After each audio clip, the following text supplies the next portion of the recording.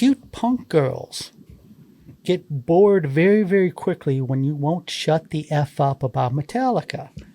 But cute punk girls will let you talk about Ministry all day long. and then they'll... Wait a minute, hold it. Can we stop something for a second? Mm-hmm. You should have just said all day.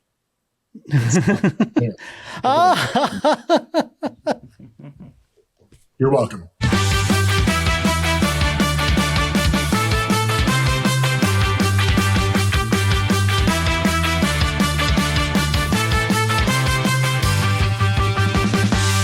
Welcome to An Outcome of the Opinions, a music and talk podcast where the opinions are plentiful and the regrets are non-existent. So you're probably wondering, you stumbled across us. What am I watching these three goofs for? Well, sit back and we'll tell you all about our podcast that we've got going on.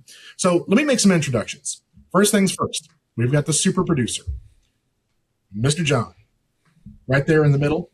He's going to be taking care of everything. He's going to be making sure all the levels are straight out. The jungle, the brothers, the brothers. But we also have Alan. Alan is the brains and the beauty of this podcast. And last and really, truly least is me. Right. So let me give you a little bit of an introduction of us. We are three longtime friends who met through college radio. And we just kind of latched onto each other because we loved music. And not necessarily the same music, but we just loved music. And what I want to give everybody on this is just a little introduction to each one of us and kind of tell you why you should listen, because I mean, it's not necessarily a compelling story, but really we can qualify for talking about music because we've listened to a lot of it. We've talked a lot about it. And the best thing to do is just to listen to us and find out. So I want to go to Alan first. So Alan, if you wouldn't mind kicking us off, kind of give a little bit of your origin story, what you're going to bring to the table, and tell us, a little bit about, your coming of age to being a music obsessive. All right. I'm Alan, and I bring a lot of information to this group. I'm going to give you my bona fides, although hopefully I'll just try to be entertaining. That's more important than anything on paper. But as far as bona fides go, I was a college music director for WIDB out of Carbondale, Illinois, back in the 90s when college radio was something that was really important. And for me, I was one of those people in high school that listened to, I started, in grade school, everybody was listening to pop music. Then high school, you started listening to a little bit more underground stuff. And for me, being a kid in the late 80s, early 90s, that was stuff that was like 120 minutes, stuff that was kind of on the fringe, wasn't played during the main business hours. The stuff like The Cure, New Order, Depeche Mode, things that were sort of on the edge. They would put in some of the REM, Husker Du. You'd hear some of that. You would have maybe the big brothers and big sisters of my high school friends that were getting those cassettes that were, maybe listen to Black Flag or Dead Kennedys. So it started to build and build and build. And then I got to college radio and you started to hear the independent labels and just build and build and build and build. And so that's kind of my origin story. I did that as a college music director. We also had a TV show. They launched a TV on college campus channel. And we made that happen too. So we had a video show, we had a radio show, somewhere in there, went to a bunch of concerts, lost count at this point, triple digits, 100 plus, wherever. And so that's kind of the origin story. I still find myself in music spots talking about music all over past the internet. You can find me chiming away, typing away, but always want to do this. I'm glad you're having me. Invited me to do this. Look forward to hopefully being entertaining. Oh, and I appreciate that. So to give you a little bit more background, so we have had a little chat on Facebook for years where mainly it's like passing memes back and forth and some pictures and all that. Some music talk and all that. Then all of a sudden somebody said something about Sleep Token. I think it was probably me. And these two both are like, what is wrong with you? We need to do a podcast. And I'm like, okay, just because I make an offhand comment about Sleep Token. And I'm like, all right, fair. Let's try it out and see. But we'll get to mine in just a minute. So, super producer John, you want to hook me up with a little bit of origin story on this? Yes, I love origin stories. I think about this stuff all the time. I love origin stories. When it comes to listening to music for me and all the stuff that I've gotten into over the years, relatively speaking, I always tell people I was I was the last person at the party outside of metal. But even with metal, I loved the Big Four and Pantera and things like that. So when I got to college, like my maturation, it didn't start till like I was 22, 23. And these two gentlemen sitting right here are a huge part of that. Everything that we've gotten into, Brad has gotten me into so many hardcore things. Alan has gotten me into so many like punk and indie and all of this stuff. When Alan was talking about like the video shows, his show was called New Sensations. My show was called Fistful of Metal. But if I was out on the road and there was a show happening that Alan couldn't make it, I would go as a New Frontiers guy, be like, hey, no, this is the thing. So that's, and then just over the years, I've been thankful that my friends here and, in the Facebook group that Brad was talking about, is that I try to only talk to people about music who are still listening to all kinds of music. I'll give you an example.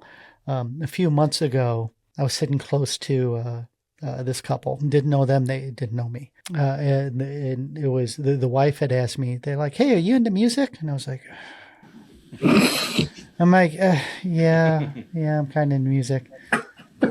And then so she pauses, and then she thinks, and she goes, "Do you like the Cramps?" And I was like, "Oh, we can have a conversation." That did not go the way I thought it would go. No, totally. And then we had a wonderful conversation. And if you want to talk about origin stories, and I'll just lay it out here, like one of the things, and I explain this to people, like ministry literally changed the course of my life, not just my music, but like change the course of my life. And an example that I use is, especially when I was young, like I found, again, last person at the party, I didn't find ministry, like truly find ministry. I was 19 maybe. And the story that I tell people, I was like, cute punk girls get bored very, very quickly when you won't shut the F up about Metallica. But cute punk girls will let you talk about ministry all day long. and then they'll wait a minute, hold up. Can we stop something for a second? Mm-hmm. You should have just said all day.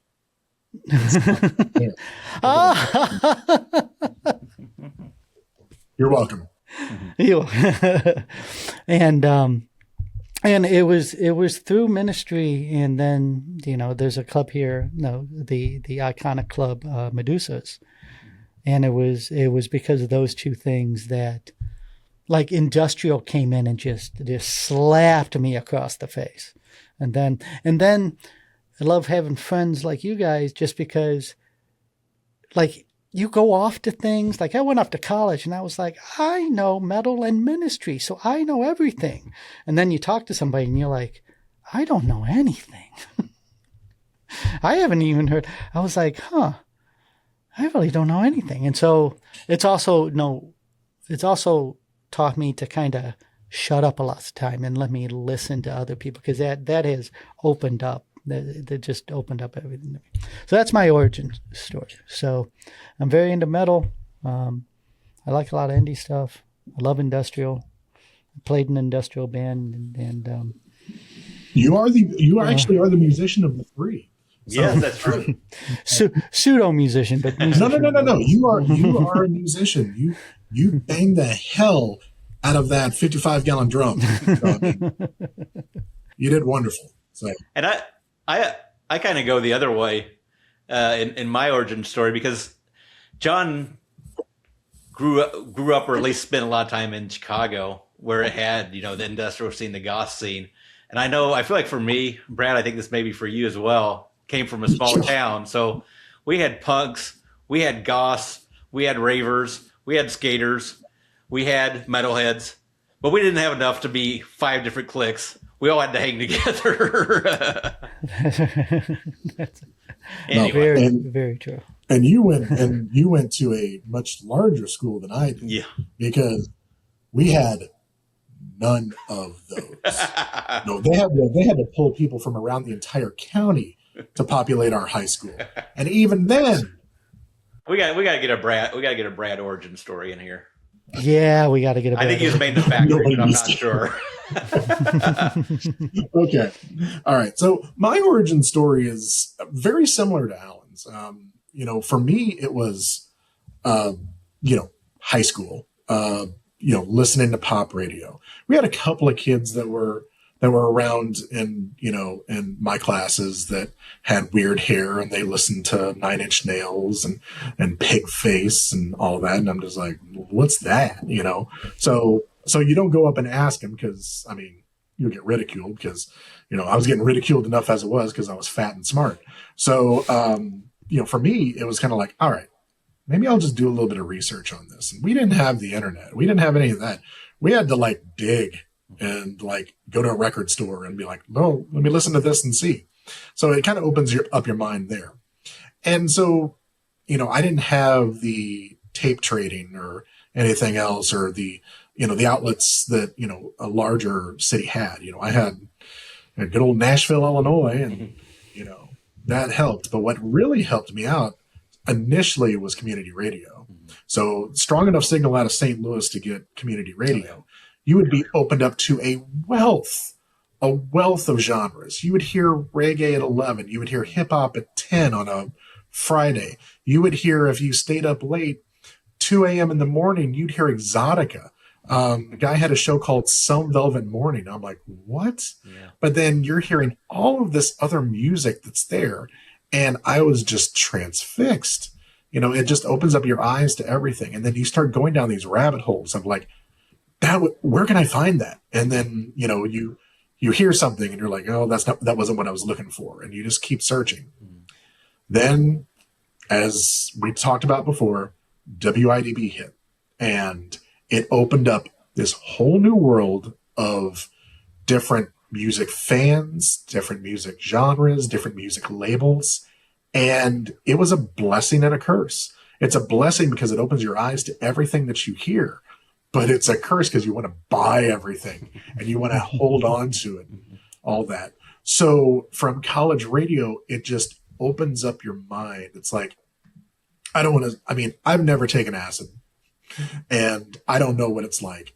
I've seen Fear and Loathing in Las Vegas. I can kind of guess.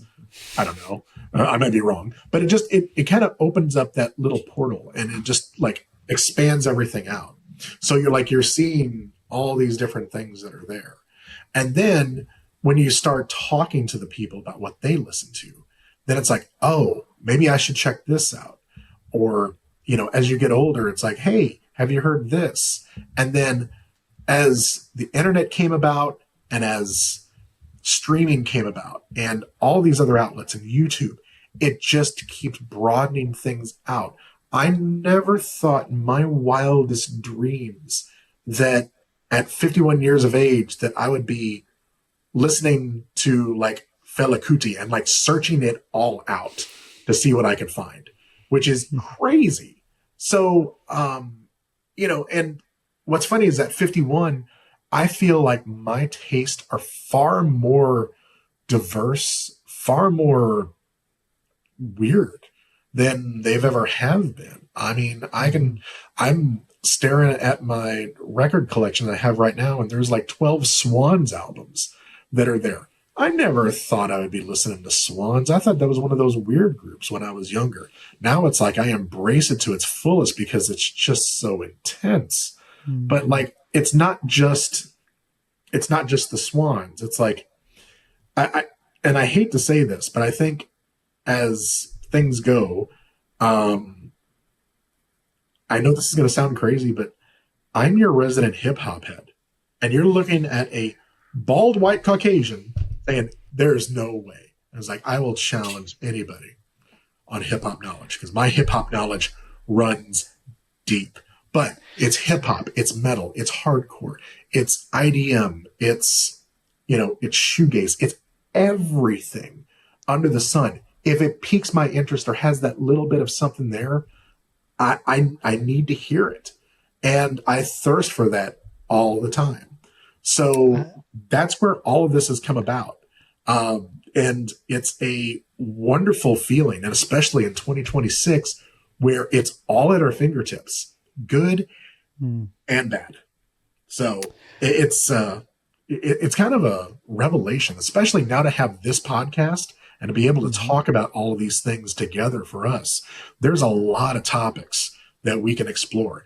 And everybody that's out there listening to this is going to get a chance to explore those topics with us. I mean, at times we're going to talk about where we discover our music. We are men of a certain age. We got kids.